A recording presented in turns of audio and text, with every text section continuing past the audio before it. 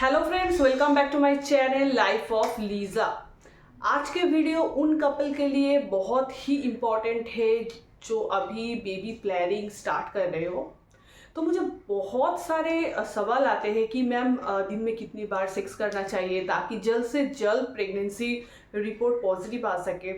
दिन के कौन सी टाइम अच्छा होता है, टोटल 1 मंथ की कौन सी डेट पे इंटरकोर्स करना चाहिए ताकि जल्द से जल्द मैं प्रेग्नेंट हो सकती हूँ। तो आज मैं ये सारे सवालों की जवाब देने वाली हूँ मेरी इस वीडियो में। वीडियो बहुत ही ज़्यादा हेल्पफुल है आप लोगों के लिए, तो वीडियो स्किप मत करके एंड तक ज़रूर देखना। तो पहला सवाल, पहले मैं कहती हूँ कि देखिए कौन से टाइप पे आपको सेक्स करना चाहिए। हम सभी को पता होता है कि फर्टाइल डेज में ही एक्चुअली हमको सेक्स करना होता है, जो ओव्यूलेशन का टाइम होता है। तो ओव्यूलेशन का टाइम हम कैसे कैलकुलेट करें? अगर हमारी 28 डेज की साइकिल है तो 28 माइनस 14 कर दीजिए। अगर 30 डेज की साइकिल है तो 30 माइनस 14, 32 डेज की साइकिल है तो 32 माइनस 14 कर दीजिए। तो बेसिकली 5 डेज बिफोर ओव्यूलेशन, मतलब सपोज अगर आपकी 28 डेज का साइकिल है तो 28 minus 14 that means 14th of the month. तो 14 डेज की 5 दिन पहले से, दैट मीन्स 9 तारीख से लेके 14 या 15 डे तक आपको इंटरकोर्स करना चाहिए। उससे आपकी प्रेगनेंसी की चांसेस बहुत ज़्यादा बढ़ जाते हैं ओव्यूलेशन डे की 5 दिन पहले से। तो उस हिसाब से आप अपना ओव्यूलेशन डे कैलकुलेट कीजिए और उसके 5 दिन पहले से आप इंटरकोर्स करना चालू कीजिए अगर आप प्रेगनेंसी प्लानिंग कर रहे हो। अब मेरी तरह जो महिलाओं की पीरियड्स की डेट एकदम मतलब प्रॉपर नहीं है, जैसे कि हम नहीं कह सकते 28 डेज का साइकिल या 30 डेज का, उन महिलाओं के केस में क्या करना चाहिए? देखिए, एक तो आप ओव्यूलेशन इंडक्शन कर सकते हो। ओव्यूलेशन इंडक्शन से डॉक्टर आपको मेडिसिन प्रिस्क्राइब करेंगे, आपको इंजेक्शन देंगे और फिर डॉक्टर ही आपको बता देंगे कि कौन सी टाइम पे आपको इंटरकोर्स करना चाहिए। लेकिन आप जब खुद से ट्राई कर रहे हो तो मैं आपको यही कहूँगी, जब मैं खुद से ट्राई कर रही थी, जैसे मैंने 1 साल खुद से ट्राई किया था, वो टाइम पे आप, मुझे लगता है आप फर्टाइल डेज या तो फिर ओव्यूलेशन डे के ऊपर ज़्यादा ध्यान मत दीजिए। अगर आप बेबी प्लानिंग कर रहे हो आपकी इरेगुलर पीरियड से, तो आप होल मंथ ऑल्टरनेट डे पे आप इंटरकोर्स कर सकते हो। तो इससे आपके फर्टाइल डेज को लेके जो स्ट्रेस है वो भी नहीं होगा, क्योंकि स्ट्रेस भी आपकी प्रेगनेंसी में बहुत ज़्यादा इफेक्ट करते हैं, तो स्ट्रेस नहीं लेना है। फुल मंथ अगर आप ऑल्टरनेट डेज पे आप इंटरकोर्स करते हो तो ऑटोमेटिकली आपका जो फर्टाइल डेज है वो भी उसमें कवर अप हो जाता है। तो ये भी आप कर सकते हो और इससे आपको फर्टाइल डेज या तो फिर ओव्यूलेशन डे की उतना ज़्यादा टेंशन भी नहीं रहेगा, तो इससे भी आपकी रिजल्ट अच्छी आ सकती है। अब मैं बात करती हूँ दिन कि कौन सी टाइम पे आपको करना है। ऐसे भी मुझे बहुत सारे सवाल आते हैं। देखिए, ऐसा तो कुछ पर्टिकुलर नहीं होता है कि आप डे टाइम पे करो या फिर आफ्टरनून टाइम पे या फिर नाइट टाइम पे, उससे आपकी प्रेगनेंसी की चांसेस है। ऐसी कोई मेडिकल साइंस की अभी तक कुछ भी रिपोर्ट नहीं है। लेकिन हाँ, मेरे डॉक्टर ने जैसे मुझे वो टाइम पे कहा था, मोस्टली सुबह के टाइम पे अच्छा होता है, क्योंकि आपके पूरे दिन की थकान रहता है, आपकी स्ट्रेस रहते हैं पूरे दिन भर। उसके बाद जाके जब भी आप नाइट टाइप इंटरकोर्स करते हो, तब भी जो स्पर्म जो काउंट है या तो फिर जो स्पर्म काउंट है या फिर आपकी सेक्स करने की जो इच्छा है वो थोड़ा कम हो जाते हैं। तो पूरे रात भर सोने के बाद 8 to 9 आवर्स एक साउंड स्लीप लेने के बाद जब आप सुबह की टाइम पे इंटरकोर्स कर रहे हो तो उससे आपकी रिजल्ट जो है वो अच्छा हो सकता है। अब मैं बात करती हूँ कितनी बार सेक्स करने से आप प्रेग्नेंट हो सकते हो। ये सवाल मुझे बहुत ज़्यादा आते हैं। देखिए, ऐसे तो हम नहीं बता सकते हैं, ऐसी कोई साइंस नहीं है कि हाँ दिन में आप 2 बार या 3 बार करके आप सेक्स करो तो फिर आप प्रेग्नेंट हो जाओगे।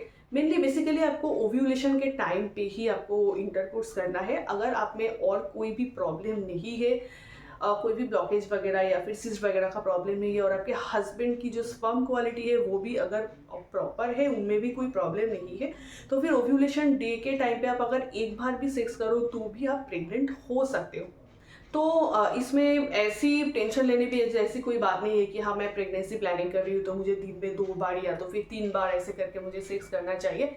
ऐसा नहीं है, आप एवरी ऑल्टरनेट डे पे पूरे मंथ भर भी अगर आप इंटरकोर्स कर रहे हो तो उसमें आपके ओव्यूलेशन डे कवर अप हो जाएगा। या तो फिर अगर आप मतलब कोई ऐसा होता है कि काम में बहुत ज़्यादा बिजी रहता है या फिर हस्बैंड मिलिट्री में जॉब करते हैं, बाहर रहते हैं नेवी में, तो फिर उस टाइम पे आपको ओव्यूलेशन डे आपका कैलकुलेट करना है और वही टाइम पे आपको इंटरकोर्स करना होता है। अब नेक्स्ट सवाल ये आते हैं कि कितने फ्रीक्वेंसी में हमें इंटरकोर्स करना होता है, कितने टाइम के बाद बाद। देखिए मेरे टाइम पे मुझे डॉक्टर ने ऑल्टरनेट डे एडवाइस किया था। डॉक्टर ने एडवाइस करने के पहले भी जब मैं खुद से प्लानिंग कर रही थी तब भी मैं ऑल्टरनेट डेज ही इंटरकोर्स करती थी। तो अभी ऑल्टरनेट डेज जो हम इंटरकोर्स करते हैं तो उसमें कोई कहता है क्या उसमें शुक्राणु की जो क्वालिटी है वो अच्छा हो जाता है। देखिए ऐसा कुछ नहीं है। हाँ, अगर आप एवरी डे कर रहे हो तो उसमें जो शुक्राणु की नंबर है, जो संख्या है वो कम हो सकता है, जो कि अगर आप एवरी ऑल्टरनेट डे कर रहे हो तो वो बेटर होता है। लेकिन हाँ, बहुत ज़्यादा फ्रीक्वेंसी में मत कीजिए, जैसे कि हफ्ते में एक बार हम अगर प्रेगनेंसी प्लानिंग कर रहे हैं तो कर रहे हैं, तो उससे क्या होता है बहुत ज़्यादा फ्रीक्वेंट होने पे स्पर्म का जो मोटिलिटी है वो भी कम हो जाता है। तो मेरे हिसाब से आपको एवरी ऑल्टरनेट डे ही आपके लिए बेटर रहेगा। हाँ, अगर आप एवरी डे करना चाहते हो तो वो तो और भी बेटर है।